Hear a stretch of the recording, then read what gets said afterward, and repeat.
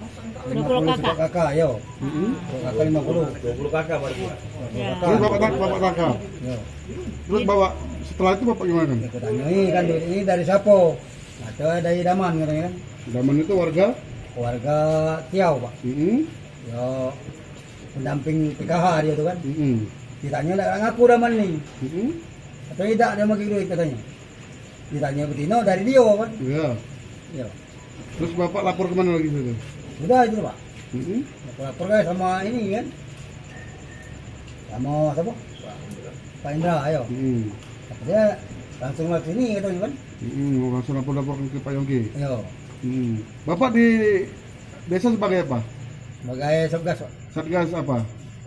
Panjang. Satgas anti itu ya? Money politik. Anti money politik. Iya. Sekarang bapak ke Bawaslu mau apa nih? Apa? Datang ke Bawaslu untuk Untuk bawa barang bukti, Pak. melapor juga? Iya. Bawa barang bukti? Iya. Uang 1 juta itu? Iya.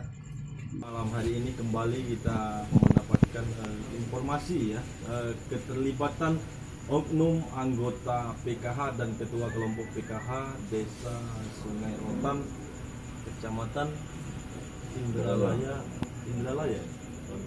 Rantau Panjang, Kecamatan Rantau Panjang, Kabupaten Ogan Ilir.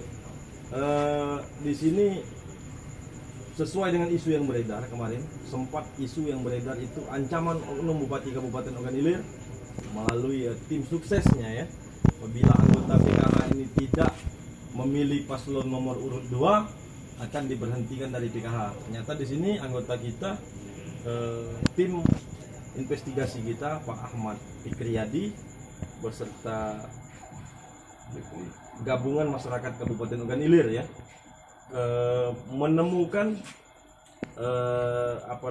ini money politik ya, dugaan money politik di Desa Sungai Rotan tersebut. Informasi, namun untuk pastinya kita aparat penegak hukum sih yang bisa memastikan.